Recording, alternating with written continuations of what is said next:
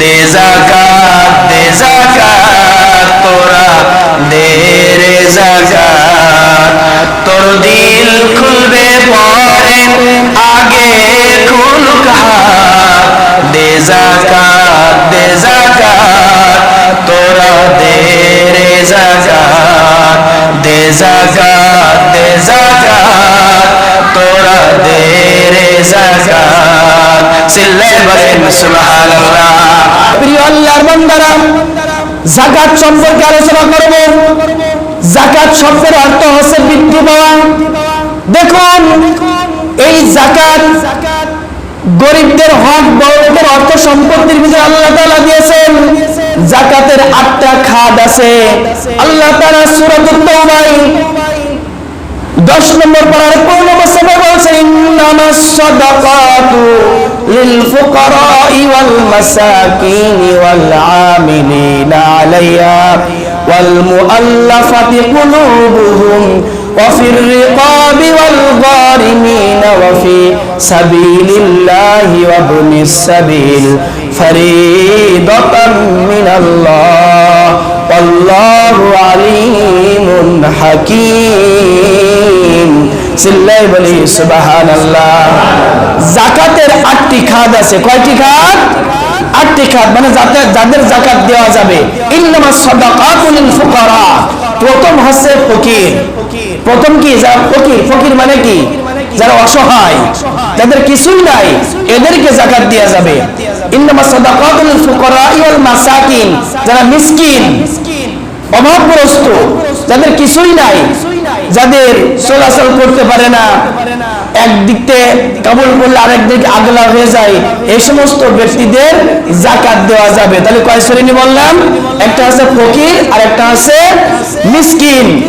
ওয়াল আমিলিনা আলাইহা, অনেকে আছে যাকাত আদায় করে, এদের ভিতরে অনেকে গরিব থাকে না, যারা যাকাত আদায় করে কিন্তু এর ভিতরে গরিব আছে, অসহায় আছে, যারা ওই চলতে পারে না, ঠিকমতো খাইতে পারে না, তাদেরকেও যাকাত দেওয়া যাবে।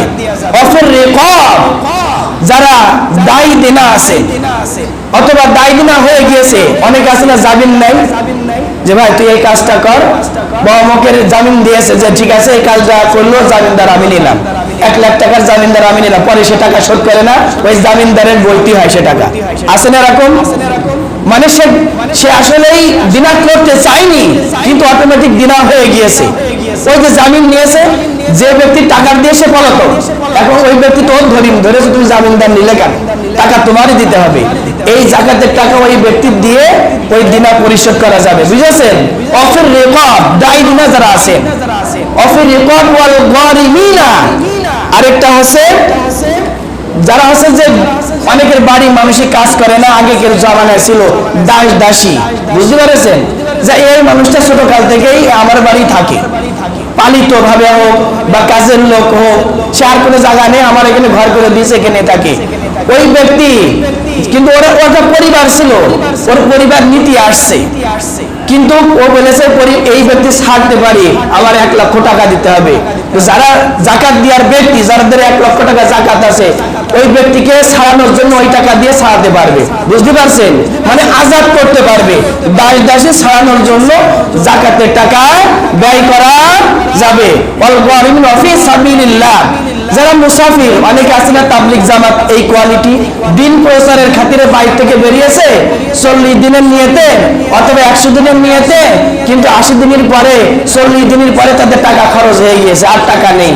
এই টাকা দিয়ে তাদের যাকাত দেওয়া যাবে, যাতে আরো 10 দিন 20 দিন যে সময় আছে, এই সময়টা মুসাফির হালতে চলতে পারে, বুঝতে পারছেন? এই মুসাফির যারা আছেন তাদেরকে যাকাত দেওয়া যাবে। অফিস সাবিলিল্লাহ, আর একটা আছে জিহাদ।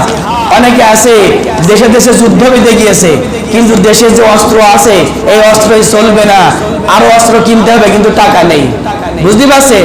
এই যে জিহাদের জন্য যে অস্ত্র কেনার জন্য যে সরঞ্জাম লাগবে, এখানে যাকাতের টাকা ব্যয় করা যাবে।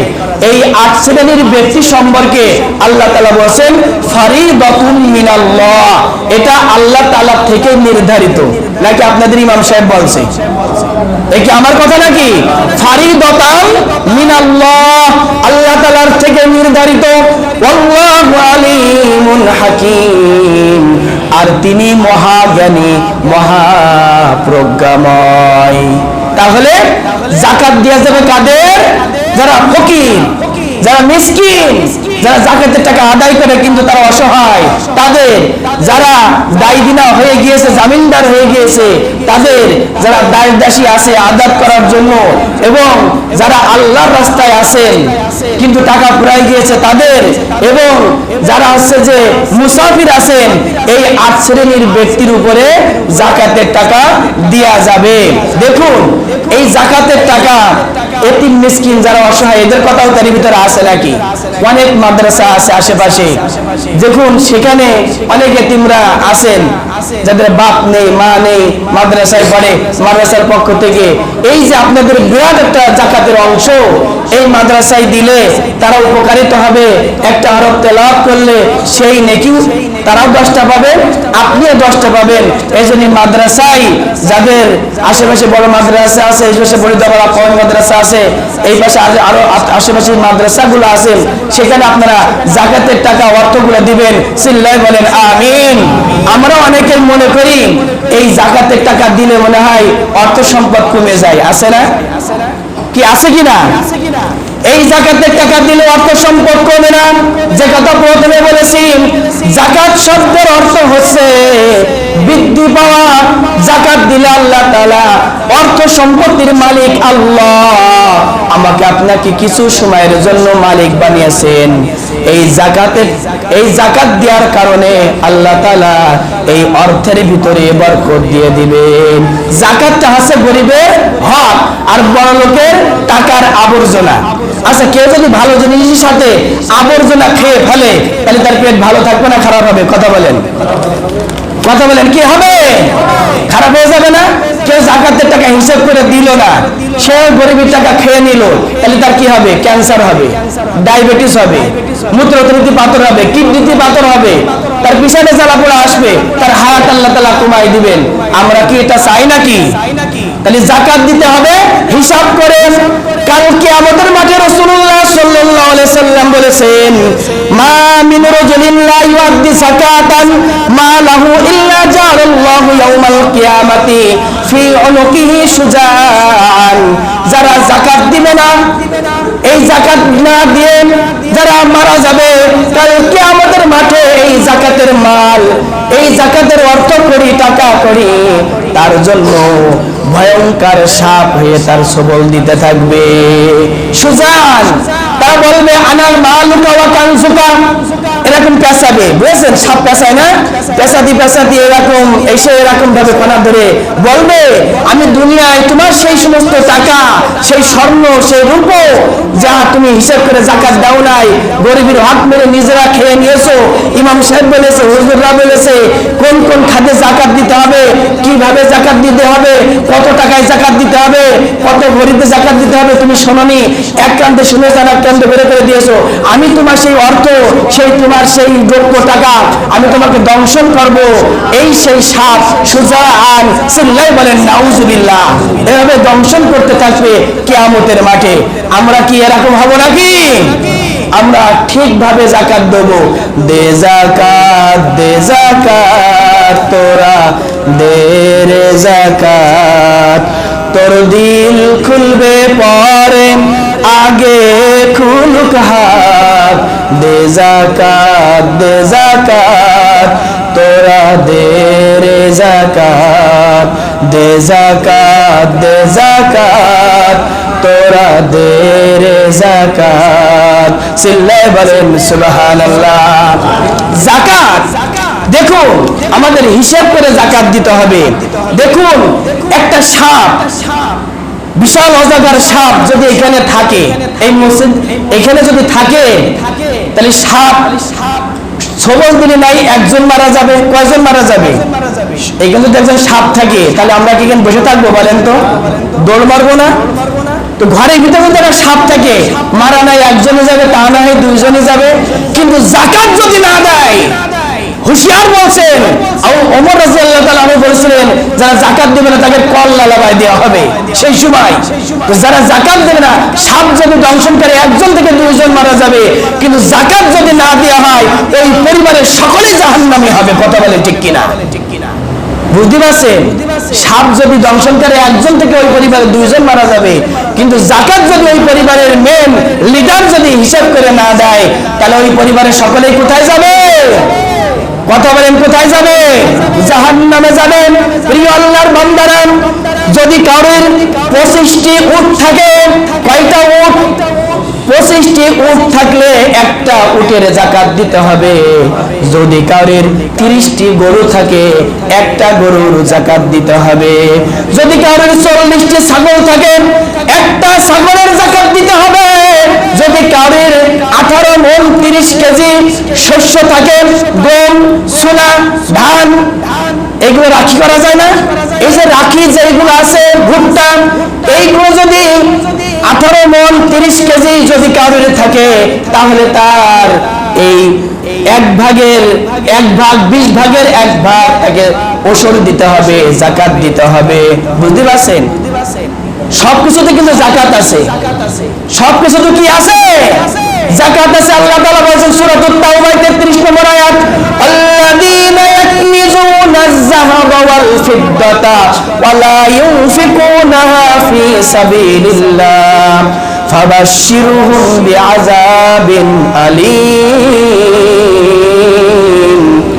আল্লাহর বান্দারা, আল্লাযীনা ইয়াকনিজুনা আয-যাহাবা ওয়াল ফিদ্দাতা, যাদেরকে আমি স্বর্ণ দিয়েছিলাম, রৌপ্য দিয়েছিলাম, কিন্তু লা ইউনফিকুনাহা ফী সাবিলিল্লাহ, কিন্তু তারা আল্লাহর পথে ব্যয় করে নাই। ফাবাশশিরহুম বিআযাবিন আলীম, তাদেরকে তোমরা সুসংবাদ দাও জাহান্নামের কঠিন আগুনের। কি বলছে? সুসংবাদ দাও জাহান্নামের কঠিন আগুনের সুসংবাদ দাও। যারা রৌপ্য জড়ো করে রাখে, যারা স্বর্ণ জড়ো করে রাখে, যাকাত দেয় না, যারা স্বর্ণ রৌপ্য ধরে রাখে, হিসাব করে যাকাত দেয় না, তাদেরকে জাহান্নামের সুসংবাদ দাও। বলেন নাউযুবিল্লাহ।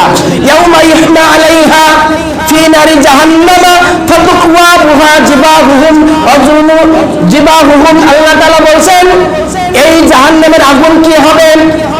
দেখুন, আটা ময়দা চেনেন তো, যারা এই যে পরোটা বানায় বিভিন্ন, এই যে স্বর্ণ এবং রৌপ্যকে আল্লাহ তাআলা একত্রিত করবেন, করে ওই আটার মতো এই যে আয়রন করে ইস্ত্রি, বুঝতে পারছেন? আয়রন করে এরকম করে ওটা গরম করবেন, করে ফাতুকওয়া বিহা, তাদেরকে বলা আছে তাদের কপালে, এই কপালে ছাক দেবে, তাদের পাশে ছাক দিবে, ওয়াজহুরু, তাদের পিঠে ছাক দিবে। বুঝতে পারছেন? সাপ তো হবেই, আবার এটা ওরকম পুটলি করে তাদের কপালে ছাক দেওয়া হবে, পাশে ছাক দেওয়া হবে। আচ্ছা বলেন তো, ইস্ত্রি গরম করে, আয়রন গরম করে হাতে যদি ছাক দেওয়া হয়, কিরকম লাগবে হিসাব করেন? কিরকম লাগবে হিসাব করুন। আমাদের হিসাব করে যাকাত দিতে হবে। প্রিয় আল্লাহর বান্দারা, যে কথা বলছিলাম, তাহলে 40টি ছাগল থাকলে একটি ছাগলের যাকাত দিতে হবে। 7.5 তোলা স্বর্ণ নিজের বউয়ের স্ত্রী, নিজের মেয়ে, নিজের বিটার বউ, একা স্ত্রীর হচ্ছে না, তাহলে মেয়েরটা একসাথে করেন, তাও হচ্ছে না। আবার বিটার বউ, 3 জন মিলে যদি 7.5 তোলা স্বর্ণ হয়, অথবা 52 তোলা রৌপ্য হয়, হিসাব করে আপনাকে লাখে 2,500 টাকা। বুঝতে পারছেন কথা? লাখে কয় হাজার টাকা? 3 জন মিলে। দেখুন, যাকাত আপনাকে দিতেই হবে, কিন্তু আপনার দেখা গেল রৌপ্য নেই, স্বর্ণ নেই, আপনার গরু ছাগল কিছুই নেই, কিন্তু আপনার দোকান বরাদ্দ দিয়ে আছে, কালীগঞ্জ বাজারে আপনার 10টা দোকান ভাড়া দিয়ে আছে, সেখান থেকে টাকা নিয়ে আসে, এক একটা দোকানে 10 লাখ করে। এইগুলো তো আপনার কাছে আছে, আছে না? এই টাকার আপনাকে যাকাত দিতে হবে হিসাব করে বছর শেষে।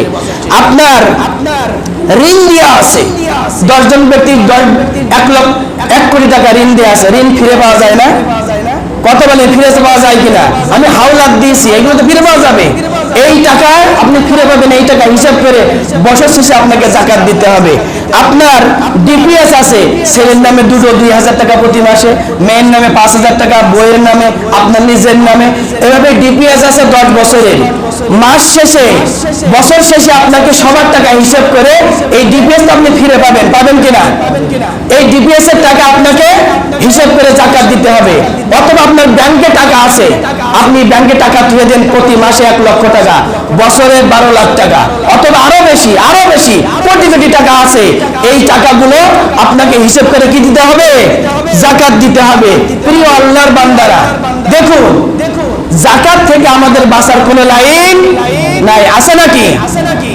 আপনার দোকান আছে, এই দোকানে আপনি হিসাব করুন যে কত টাকার মাল আছে। যদি থাকে 1 কোটি টাকার, আপনি 20 লাখ টাকা বাদ দিয়ে দেন, ওই 80 লাখ টাকা জাকাত দেন। আপনার আছে 50 লাখ টাকা, আপনি 10 লাখ টাকা বাদ দিয়ে দেন, 40 লাখ টাকা জাকাত দেন। আল্লাহ রাসূলের সময় এক সাহাবী বলছেন, আল্লাহ রাসূল আমার তো খেজুরের ব্যবসা, এখানে কেমন খেজুর হতে পারে, আমি কেমন জাকাত দেবো? আল্লাহ রাসূল বলছেন 50 মণ হবে, তুমি 10 মণ বাদ দিয়ে দাও, 40 মণের টাকার জাকাত দাও। বুঝতে পারছেন কথা? এই জাকাত যা কিছু শুনলাম, এই জাকাত দিতে হবে কিনা? জাকাত গরিবের হক। টাকার ময়লা আবর্জনা এগুলো খাওয়া যাবে না। এইগুলো খাইলে কিন্তু আমার আপনার রোগ বালা মুসিবত আসবে, ছেড়ে যাবে না। আল্লাহ রাব্বুল আলামিন আমরা যে জাকাতের আলোচনা শুনলাম, এর উপরে আমাদের সকলকে বুঝে শুনে হিসাব করে যারা জাকাত পাওনাদার তাদেরকে জাকাত দেওয়ার তৌফিক দিন। আমিন ওয়া আখির দাওয়ানা আলহামদুলিল্লাহি রাব্বিল আলামিন।